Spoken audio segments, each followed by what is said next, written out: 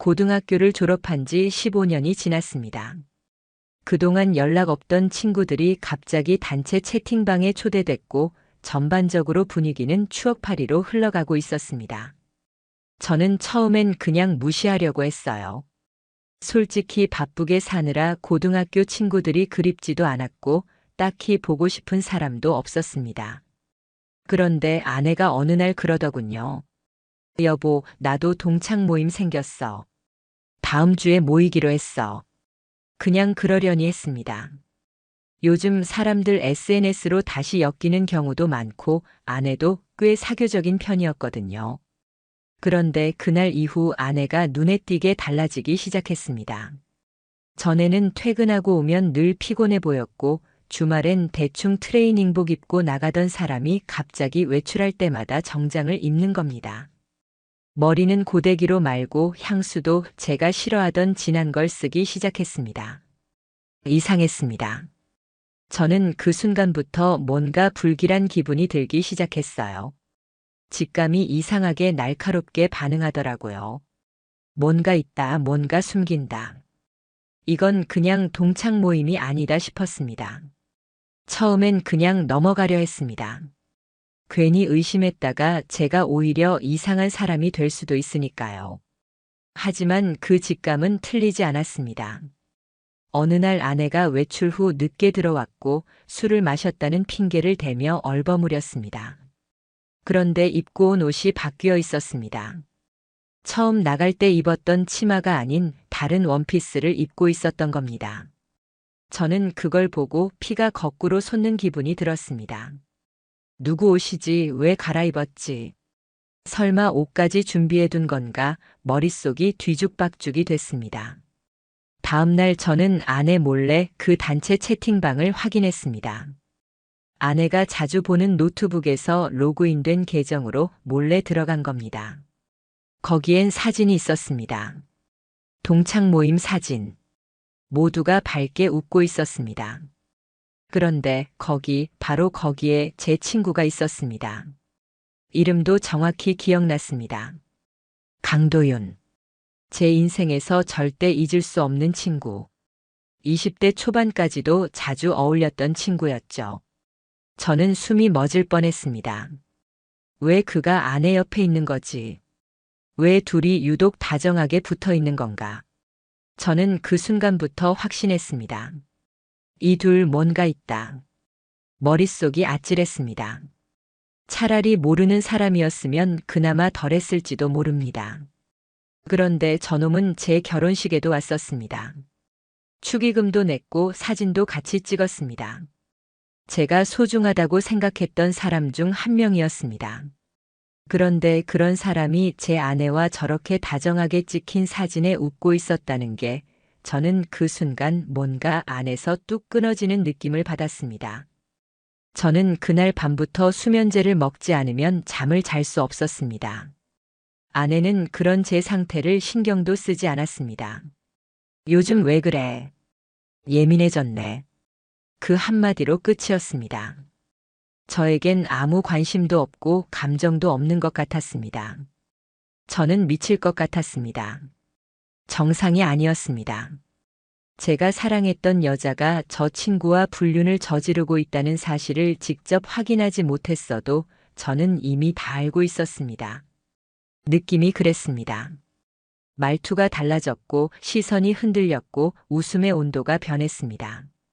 그렇게 일주일쯤 지나고 저는 일부러 아내 앞에서 동창 모임 얘기를 꺼냈습니다.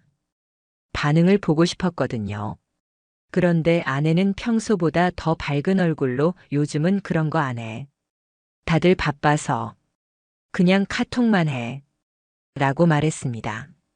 거짓말이었습니다.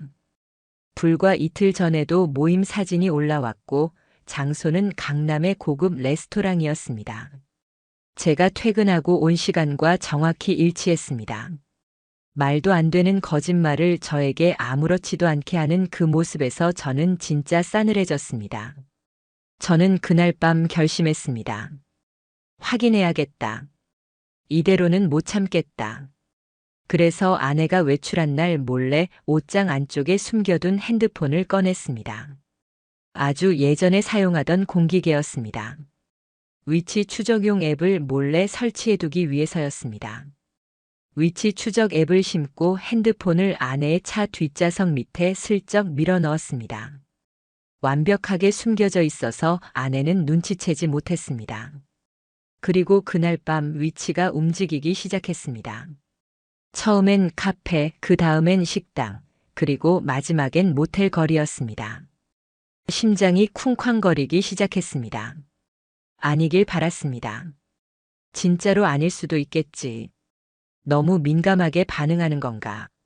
그렇게 자기 합리화를 하면서도 저는 발을 덜덜 떨며 위치를 확인했습니다. 그런데 그 모텔에 2시간이나 있었습니다.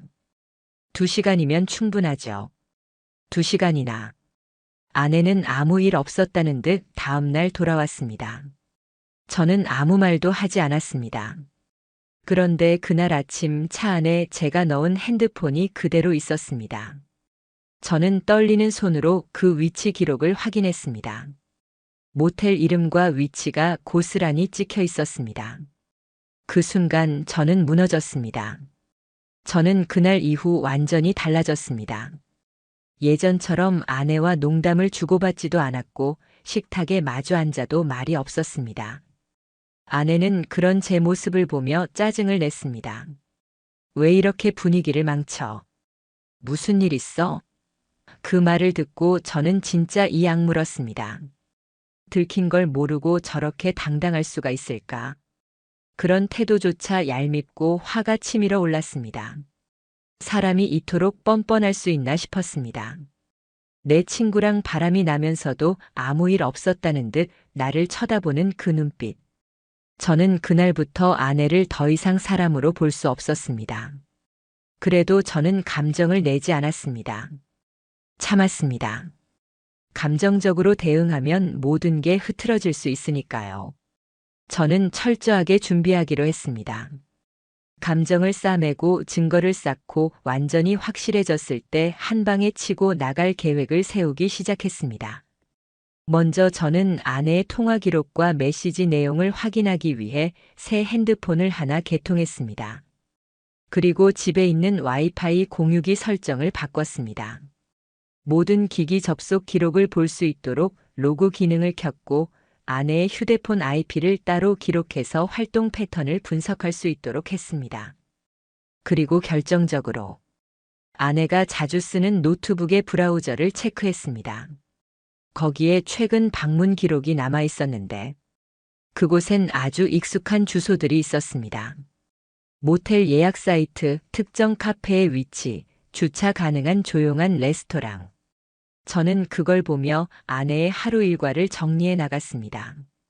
아내가 자주 가는 시간, 위치, 머무는 시간, 너무나 상세하고 일관됐습니다.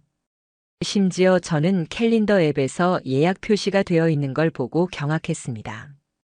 날짜 옆에 적힌 메모에는 이런 글이 있었습니다. 10시, 도윤 5층 방. 저는 그 순간 손에서 핸드폰을 떨어뜨릴 뻔했습니다. 도윤, 제 친구, 그 인간의 이름이 너무나 당당하게 적혀 있었습니다. 그날 이후 저는 감시 카메라를 준비했습니다. 블루투스 기능이 있는 초소형 렌즈였습니다. 평소 아내가 사용하는 차량 대시보드 아래쪽에 설치했고 거기서 녹화된 영상은 제 클라우드에 자동으로 업로드 되도록 설정했습니다. 그리고 며칠 후 그 영상이 찍혔습니다. 아내가 조수석에 누군가를 태웠습니다. 얼굴은 선글라스와 마스크에 가려져 있었지만 몸짓과 목소리, 걸음걸이. 저는 그게 누군지 단박에 알 수 있었습니다. 도윤이었습니다. 그 인간 특유의 비웃는 말투가 녹음되어 있었습니다. 요즘 너 진짜 대담해졌네. 너무 들키고 싶은 거 아냐? 그 말이 제 귀에 들어왔을 때 저는 온몸에 소름이 끼쳤습니다. 저한테는 아무렇지 않게 행동하면서 뒤에서는 이렇게 대놓고 비웃고 있었다는 게 저는 더 이상 참을 수 없었습니다. 그날 밤 저는 다시 핸드폰을 확인했습니다. 그런데 이번엔 더 충격적인 사실이 있었어요. 아내가 저와 함께 살고 있는 이 집.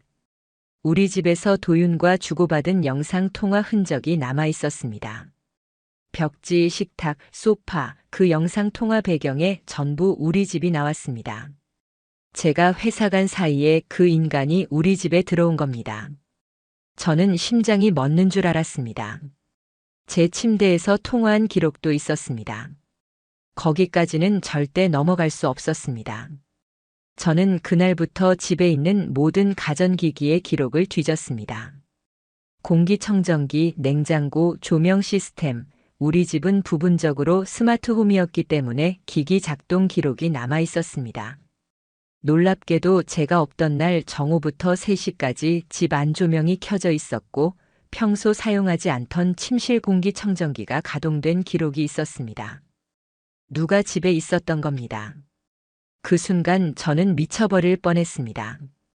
이건 단순한 불륜이 아니었습니다. 저를 완전히 조롱하고 깔보고 속이면서 우리 집 안방까지 더럽혔다는 뜻이었습니다. 저는 자존심이고 뭐고 다 박살났습니다. 그날 밤 저는 술을 들이부었습니다. 평소 잘 안 마시던 위스키를 꺼내놓고 혼자 원샷을 했습니다. 그리고 머릿속에서 무언가가 끌어올랐습니다. 이대로 당할 수는 없다. 이런 식으로 나를 짓밟고도 무사할 수는 없다. 그 다음 날 저는 연차를 냈습니다. 하루 종일 복수 계획을 짰습니다. 제일 먼저 찾아간 곳은 법무법인이었습니다. 이혼하고 싶습니다. 그런데 이건 그냥 단순한 이혼이 아닙니다. 끝까지 갈 겁니다. 변호사에게 모든 증거를 정리해서 보여줬습니다. 사진, 영상, 통화 기록, 메시지 캡처, 위치 기록, 심지어 스마트홈 사용 로그까지. 변호사가 눈을 동그랗게 떴습니다. 이 정도면 완벽하네요. 아내뿐 아니라 상간자한테도 충분히 소송 가능합니다. 저는 바로 위자료 청구와 상간자 소송 준비에 들어갔습니다. 소송 준비가 본격적으로 시작되면서 제 감정은 점점 사라졌습니다. 이건 이제 사랑이나 결혼의 문제가 아니었습니다. 철저한 배신에 대한 복수, 인생을 망가뜨린 인간들에 대한 응징이었습니다. 변호사는 아내에게 이혼 소장을 보낼 준비를 하면서도 저에게 조언을 했습니다. 정서적으로 흔들리지 마세요. 상대방이 감정적으로 나올수록 우리는 유리해집니다. 그 말이 이상하게 저를 다잡아줬습니다. 저는 전처럼 흔들리지 않았고 이제는 증거가 말하게 만들기로 결심했습니다. 한편으로는 도윤에 대한 대응도 필요했습니다. 그 인간은 저에게 친구라고 했던 사람입니다. 저에 대해 너무 많은 걸 알고 있었습니다. 그걸 이용해서 아내에게 접근했을지도 모른다는 생각이 들자 소름이 돋았습니다. 저는 도윤의 회사까지 추적했습니다. 그 인간은 중견 IT 기업에 다니고 있었고 이름만 말해도 아는 회사였습니다. SNS에 올린 사진과 태그로 근무지 위치와 동료 관계도까지 파악했습니다. 저는 그 회사의 인사팀 메일 주소를 알아냈고 사내 익명 제보 시스템도 확인했습니다. 회사 윤리 강령 위반에 해당하는 내용, 직원의 사적 행동이 회사 이미지에 치명적인 영향을 끼치는 경우 내부 조사가 들어갈 수 있다는 걸 확인했습니다. 그날 밤 저는 도윤의 사내 익명 제보창에 내용과 증거 일부를 올렸습니다. 사진, 메신저 대화 일부. 그가 기혼 여성과 사적인 만남을 지속적으로 가졌다는 명확한 정황. 이름을 쓰지 않았지만 누가 봐도 본인임을 알 수 있게 작성했습니다. 그리고 나서 기다렸습니다. 며칠 후 아내가 갑자기 전보다 더 조심스러워졌습니다. 저를 힐끔거리며 말투가 바뀌었고 괜히 선물도 사오고 집안일도 하기 시작했습니다. 이상했습니다. 이미 들킨 줄 눈치챈 걸까 아니면 도윤 쪽에서 뭔가 문제가 생겼나. 바로 그 다음 날 도윤에게서 메시지가 왔습니다. 오랜만에 보는 번호였습니다. 할 말 있다. 잠깐 볼 수 있을까? 저는 그 순간 피가 거꾸로 솟는 느낌을 받았습니다. 이놈이 이제 와서 뭘 하려고 이러는 거지. 저는 일부러 시간을 미뤘습니다. 바쁘다. 무슨 일인데? 그렇게 쏘아붙이자 도윤이 그제야 자세히 털어놨습니다. 회사 쪽에서 연락 왔다. 내부 조사 들어간다고. 누가 신고했대? 너지? 이 말에 저는 웃음이 나올 뻔했습니다. 들통난 거구나. 이제 시작일 뿐이야. 하지만 저는 아무렇지 않게 대답했습니다. 무슨 소리인지 모르겠다. 내가 무슨 짓을 했는지는 내가 알 바 아니다. 그 말 한마디로 끝냈습니다. 도윤은 초조해졌는지 계속해서 메시지를 보냈습니다. 제발 한 번만 보자고. 저는 만나주지 않았습니다. 그날 이후 도윤의 SNS는 비공개로 전환됐고 동창 모임 단톡방에서도 조용히 나갔습니다. 사람들이 뭔가 이상하다고 눈치채기 시작한 겁니다. 그리고 드디어 아내에게 이혼 소장이 도착했습니다. 그날 저녁 저는 일부러 평소보다 일찍 귀가했습니다. 집에 들어서자마자 아내가 묻더군요. 오늘 무슨 일 있었어? 저는 침착하게 대답했습니다. 있었지. 내 앞으로 소장 하나 갔을 거야. 그 말을 듣자마자 아내는 얼굴이 사색이 됐습니다. 손에 쥐고 있던 핸드폰을 떨어뜨릴 뻔했고 소파에 주저앉았습니다. 그게 뭐야? 소장이라니 무슨 소리야? 저는 봉투 하나를 꺼내 아내 앞에 던졌습니다. 그 안에는 모든 증거가 담긴 인쇄물이 들어 있었습니다. 위치 기록, 영상, 통화 내역, 카카오톡 캡처, 도윤과 함께 찍힌 사진들, 그리고 제가 정리한 타임라인 문서까지. 아내는 서류를 넘기다가 손을 부들부들 떨기 시작했습니다. 얼굴은 하얗게 질렸고 입술은 파르르 떨렸습니다. 말문이 막혔는지 한참을 아무 말도 못하더니 갑자기 울음을 터뜨렸습니다. 저는 눈 하나 깜빡하지 않았습니다. 내가 그렇게 둔해 보였어? 바보처럼 아무것도 모를 것 같았어? 그 말에 아내는 고개를 떨군 채 울먹이며 말했습니다. 미안해. 진짜 미안해. 그 사람은 그냥 잠깐 감정이 흔들린 거였어.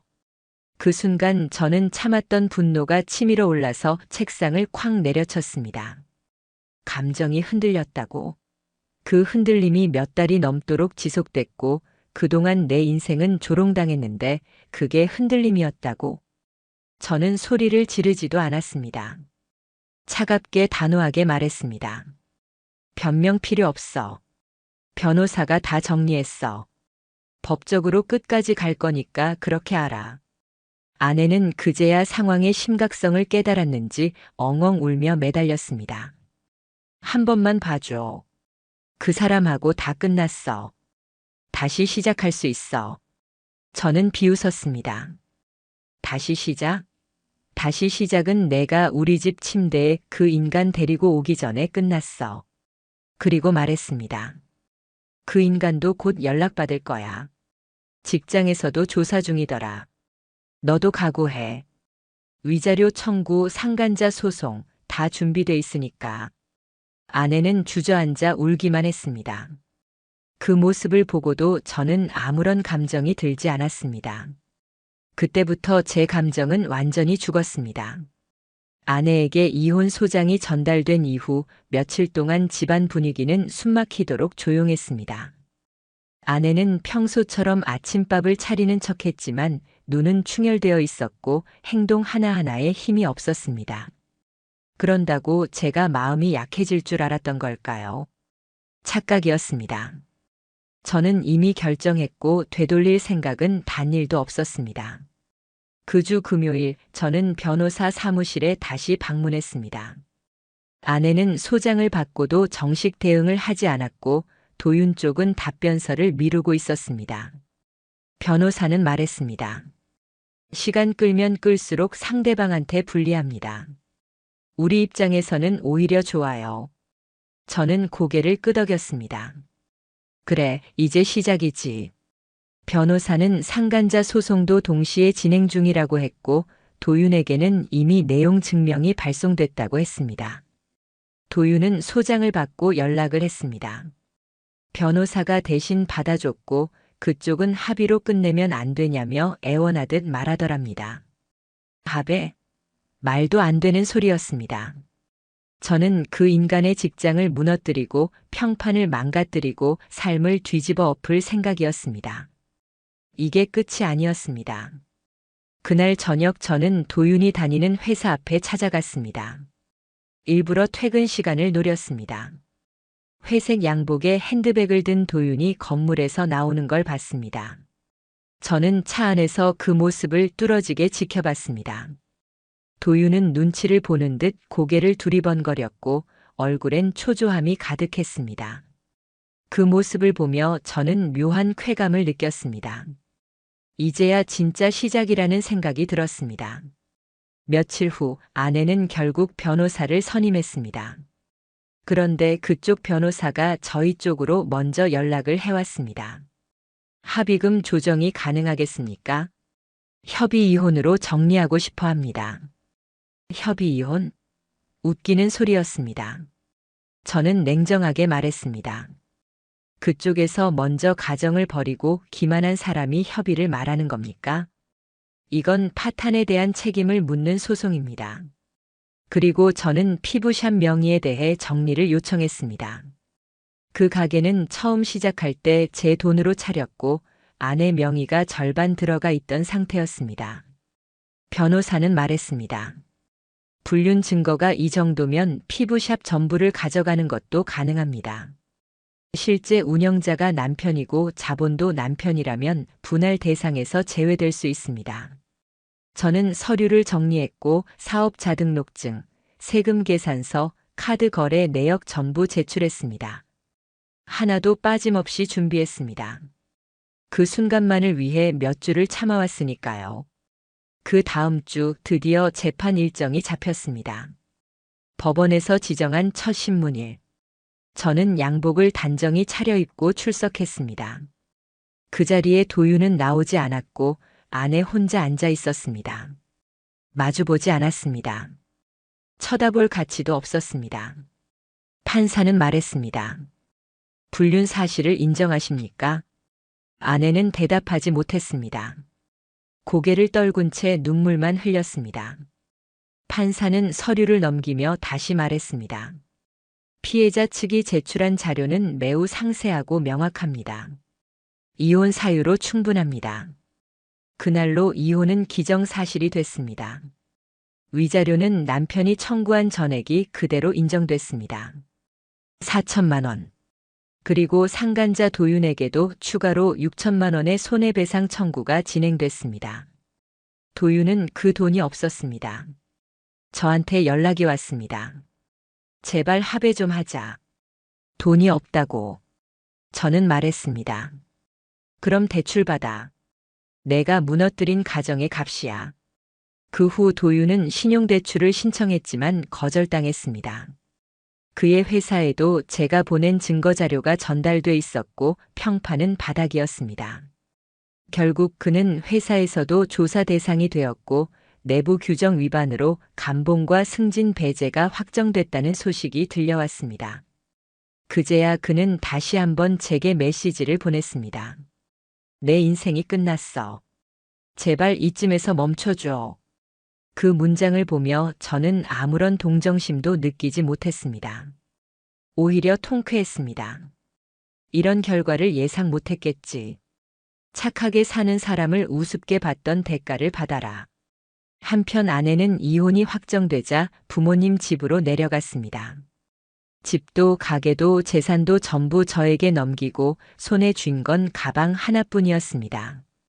오히려 제가 생활비로 아내 통장에 입금해줬던 돈까지 회수하려는 움직임을 보이자 아내는 더는 저항하지 못했습니다.